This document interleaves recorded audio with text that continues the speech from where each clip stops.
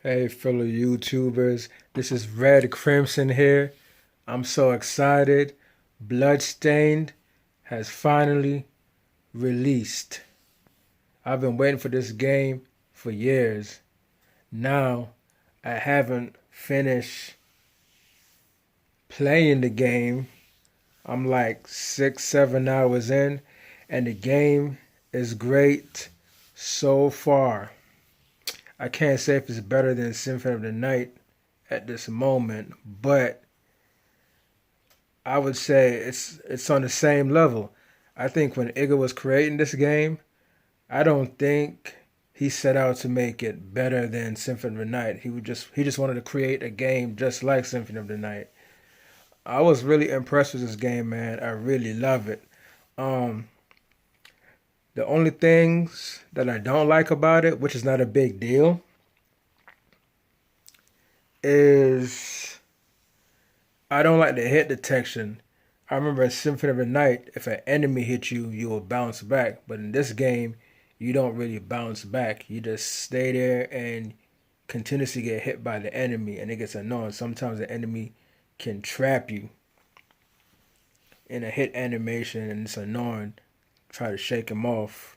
So I think they should fix that with a patch. The music isn't as great as Symphony of the Night or the other Castlevanias on the DS, and I was kind of surprised about that because it was made by the same woman, the same composer. But it's not bad. But I'm really impressed with the game, man. I really like it. Um, I think some of the weapons are unbalanced.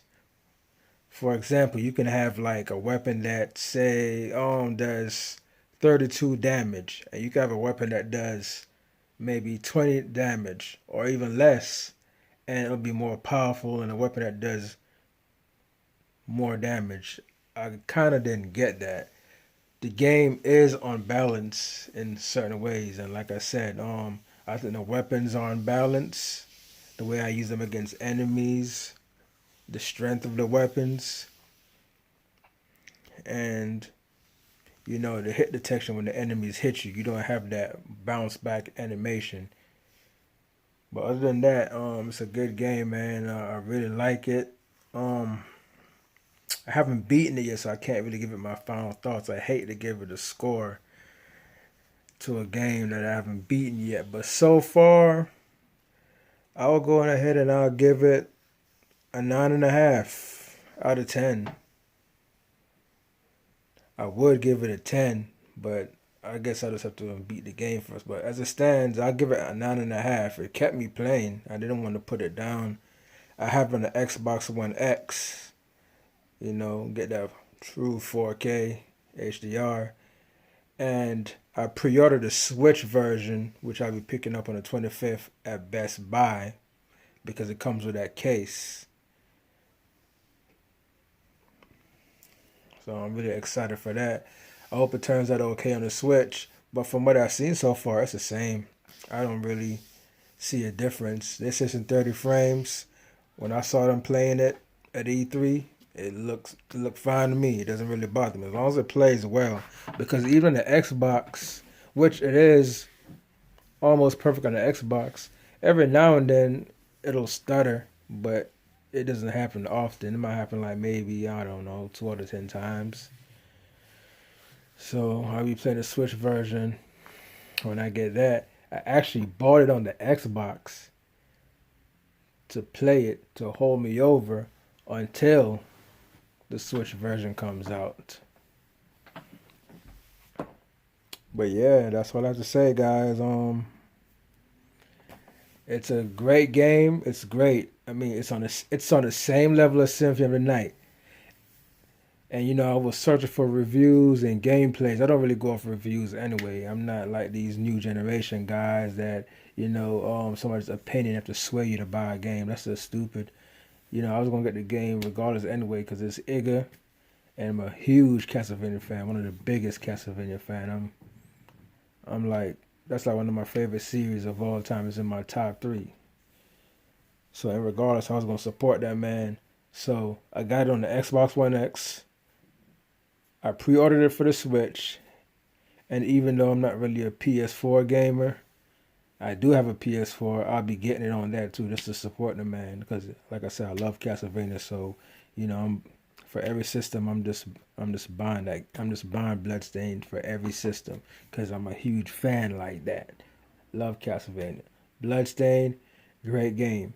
But even though I said I was searching for reviews, which took a long time to pop up, and for the gameplay that was out there, which was very scarce at the time, but even before the game launched, nobody could never answer that one question: is it better than Symphony of the Night? I would love to answer that question for you guys, but I haven't beaten the game yet. But I would say it's on the same level. The graphics is definitely better than Symphony of the Night. The graphics look awesome, especially on the Xbox One X. It's up there with Symphony of the Night for sure. It's really up there. But I have to beat the game first to really let you guys know. When I finish the game, then I'll let you guys know. But so far, it's up there, man. And I would go ahead and say it is better than Symphony Night, but I'm not gonna jump the gun just yet. But for those people wanting to know if it's better, it's borderline better. I would say it's on the same level. Symphony of the Night edges it out just a little bit. And you know what? Honestly, I think if Iga was still with Konami and Konami was still making games, definitely I think Bloodstained would have by far outdo Castlevania. But because Iga's by himself, he's indie. I don't think he has the resources and the manpower to make it better than Symphony of the Night. But what he gave us was awesome. I mean, I couldn't believe how good he did by himself. So yeah, but I think if he had that extra art team behind him, or some of the old staff, it would have been better. Because like what I didn't like about this game, also I forgot to mention, was the characters. I think most of the characters were lame, except for the guy with the sword. I forgot his name. He's been voiced by David Hayter. He's a cool looking character, but a lot of the characters were kind of lame. Castlevania had iconic characters like the Minotaur, the skeletons, and they have like all these weird, cool looking beasts. And I think that's where Bloodstain lacked. Bloodstain didn't have that, that, that. How am I trying to say it? Like the characters and the enemies aren't on par with Symphony characters and enemies. And I think also that's another major factor that hurt the game. Because you look at Miriam, like she looks good, but you look at everybody else, they look out of place. Like they shouldn't even be there. Like it look like they don't fit in the game. I'm like, whoa, why does he look like that? And they had like a halo light over the character models. It was weird looking. Like their clothes look weird. Like they just look like they just threw some people together and just put it in the game. They weren't very interesting looking characters.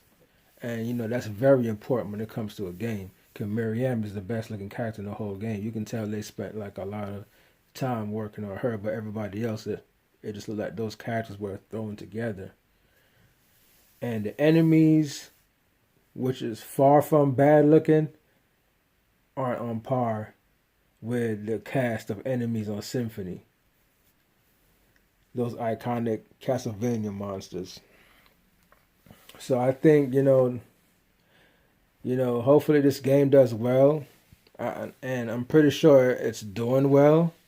Like I said, man, I bought the game twice, and I'll be picking it up on the PS4, so that's 3 times. I'm supporting this man. I'm supporting this game. But I think what Iga should do next time, I think he should reach out to a third party company that can, give him the manpower to actually make it even better.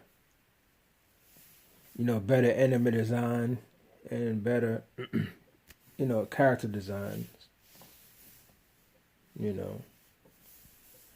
I hope Konami could reach out to him, or hey, maybe he can reach back out to Konami and you know they can work something out. But I doubt that would happen. He did a video already where he was torturing a Konami executive, so I'm pretty sure they're not gonna forgive him for that. Sometimes when you leave, man, you just got to keep it moving. But Castlevania is a very important franchise, man, and hopefully they can work something out. They can get back together, make some more Castlevania games. But I think what you should do is get up with a third party company, and so you can have the manpower and the artists behind them to give them the vision of some cool monsters or whatever, and better character design as far as the NPC goes. But other than that, Bloodstained, great game. I do recommend it. It's on the same level as Symphony of the Night, and this is one of those games where I think I'll be playing for a long time. I remember when I first got Symphony of the Night, I played that game to death, and with the extra DLCs for this game, I might be playing it for a long while too. Hopefully with the DLC we can get new levels, new castles, new areas to explore, keep the game fresh. That'll be cool. And I hope the game does well in sales where you can continue the franchise. And I think it will do well. And for $40, you can't beat that. This game is so good, they could have actually sold it for $60. I think they could have actually gotten away with selling this game for $60, full retail price. That's how good it is. Because Symphony of the Night was a big third party game, and it's a masterpiece. And this game is on the same level as Symphony of the Night, which is saying a lot. And it's only $40. Yeah. But you guys have a good day. That's my thoughts on Bloodstained. Go get it. Go play it. Enjoy it. Subscribe if you want to. Click a like if you like the video. Dislike if you don't like the video. Peace out. Red Crimson signing off.